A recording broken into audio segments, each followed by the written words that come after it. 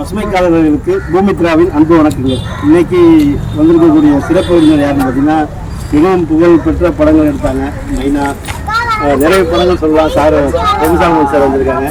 வணக்கம் சார், எப்படி இருக்கீங்க சார்? சார்கிட்ட கேட்க நம்ம நர்சரியை பற்றியும் உங்களுடைய உணவத்தை பற்றியோ சார் இன்னைக்கு ட்ரை பண்ணாங்க டைமோட வந்து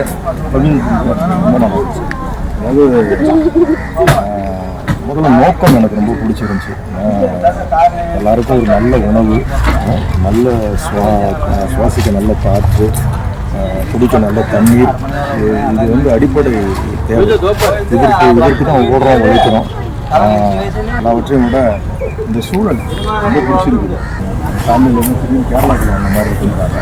இந்த ஒரு முயற்சிக்கு மூலம் என்னோடய வாழ்த்துக்கள். தொடர்ந்து செய்யுங்க. இந்த எல்லா உணவும் ரொம்ப நேர்த்தியாக, ஆர்கானிக்காக எல்லாம் நல்லா இருக்குது. முதல்ல டிஃப்ரெண்ட்டாக இருக்குது. எல்லாமே நம்மளுடைய பாரம்பரிய உணவுகளை கொடுக்கறது இப்போ பெரிய சுத்தம் நான் நினைக்கிறேன்.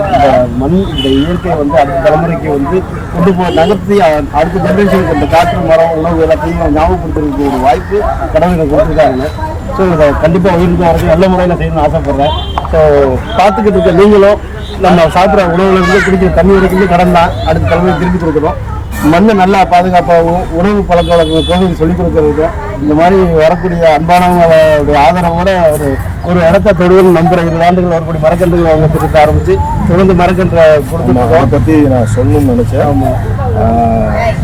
சகோதரர் வந்து ஸ்கூல் சில்ட்ரன்ஸுக்கு யார் இந்த இடத்துக்கு வந்தாலும் 25 கன்றுகள் ஒரு ஆளுக்கு வந்து ₹1 விலையில் தினக்கூலிக்கு போகிற பசங்களுக்கு ₹1 விலையிலையும், அரசு பள்ளி மாணவர் சீர்நிலையோட வரும்போது ₹5 விலையிலையும் கொடுக்குறோம்.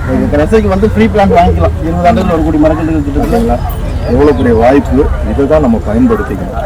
ஏன்னா ஒரு காலத்தில் என்னுடைய கும்கி படத்தில் நான் சொன்ன மாதிரி ஒரு காலம் வரும், வெறும் கட்டடங்களாக இருக்கும். அப்போ பசின்னு நம்ம கேட்குறப்ப தானியம் இருக்காது. அப்போ கட்டடத்தை உடச்சி நம்ம சாப்பிட முடியாது. அப்போ மீண்டும் கட்டடத்தெல்லாம் இடிச்சிட்டு வயல் நிலங்களாக மாற்ற வேண்டிய ஒரு கட்டாயம் வரும். இன்றைக்கி சவுத் கொரியாவில் அது நடக்க ஆரம்பிச்சிருக்கு. அவங்க இருக்கிற கட்டடங்கள்லாம் இடித்து திரும்பவும் வயல் நிலங்களாக மாற்றிக்கிட்டே வராங்க. இந்த ரிவர்ஸ் ப்ராசஸ்க்குள்ளே நம்ம போகிறதுக்கு முன்னாடி இப்படி ஒரு வாய்ப்பு கிடைச்சிருக்கு. வாங்க, மரங்கள் வாங்குங்க, நடுங்க, செழுமையாக்குங்க தேசத்தை.